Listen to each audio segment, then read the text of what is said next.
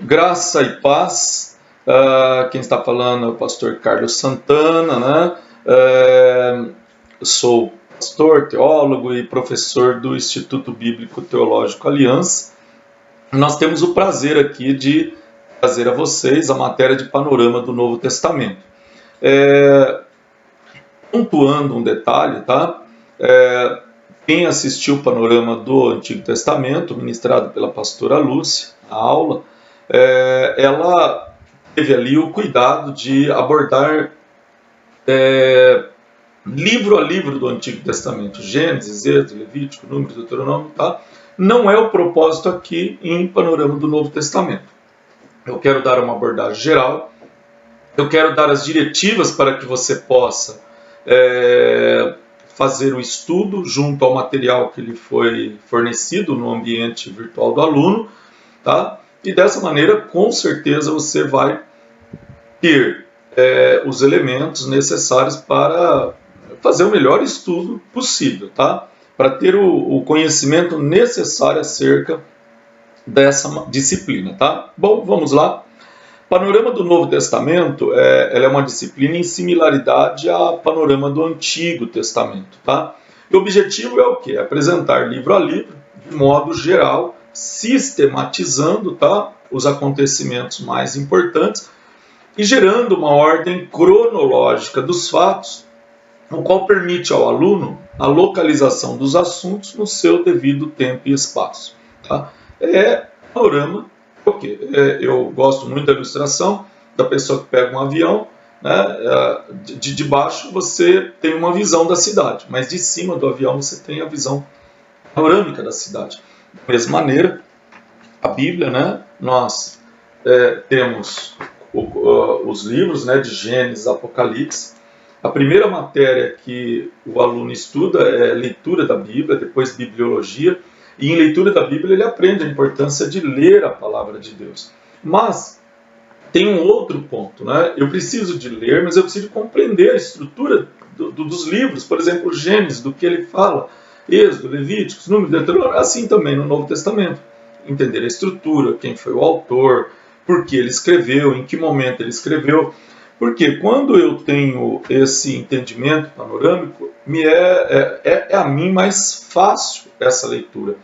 E é importante que eu compreenda a Bíblia, né, em um todo. Tá? Então, aqui em panorama do Novo Testamento, como eu já disse, eu não vou fazer esse estudo livro a livro, eu quero só dar os elementos para que você, com o material que você tem às mãos, material em excelência, disponibilizado no ambiente virtual do aluno, possa fazer isso, tá? Algo importante no panorama do Novo Testamento é entender essa estrutura. Nós temos os evangelhos, nós temos um livro histórico, né, os evangelhos Mateus, Marcos, Lucas e João. Nós temos o livro histórico, que é Atos dos Apóstolos, nós temos as epístolas pastorais, né? Nós vamos ter aí as epístolas do apóstolo Paulo, né? Nós vamos ter aí, estou aqui com a Bíblia, né? Nós vamos ter aí as epístolas joninas, as epístolas do apóstolo Pedro, né? Então nós temos as chamadas epístolas pastorais e depois nós vamos ter um livro profético, que é o livro do Apocalipse. Então essa estrutura ela é importante para o aluno de teologia, né, ter em mente, tá? Um outro detalhe, tá? É o seguinte, quando nós falamos dos evangelhos, Mateus, estou agora aqui com a Bíblia aberta, Mateus, Marcos, Lucas, João, três desses evangelhos são chamados de evangelhos sinóticos ou semelhantes. Quais são eles? Mateus, Marcos, Lucas e João. Veja que eu não estou falando aqui nada que vocês já não tenham estudado em bibliologia, tá? Inclusive logo no primeiro módulo, né? Então, veja só, esses evangelhos eles são muito semelhantes, né, na sua forma, na sua escrita. As passagens, você tem passagens também semelhantes, né? Como esses autores eles vão relatar a mesma passagem, claro, com um ponto de vista diferente. Já o Evangelho de João, ele tem uma forma, uma abordagem diferente, ele é muito mais pessoal, tá? Então, nós temos aí, né, quando nós falamos de evangelhos, né, os evangelhos sinóticos, devemos lembrar, ainda lembrando um pouquinho de bibliologia, tá? Que o Novo Testamento se compõe de 27 livros, eles são escritos no intervalo de 50 anos por 8 ou 9 autores diferentes, tá?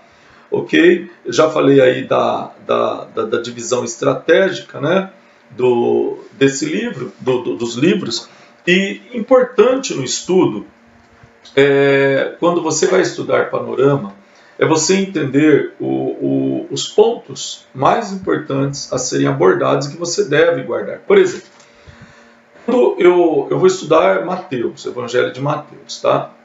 Como que a apostila ela aborda essa questão panorâmica? Então ela vai trazer uma síntese dos principais dados históricos. Tá? O que eu posso entender por dados históricos? Olha, o autor. Quem é o autor? Um pouco da história dele, tá? Data aproximada. Então, um outro dado histórico, tá? Destinatários, a quem foi escrito. Então, eu tenho essa síntese dos principais dados históricos, eu tenho também a história, a mensagem temática do livro.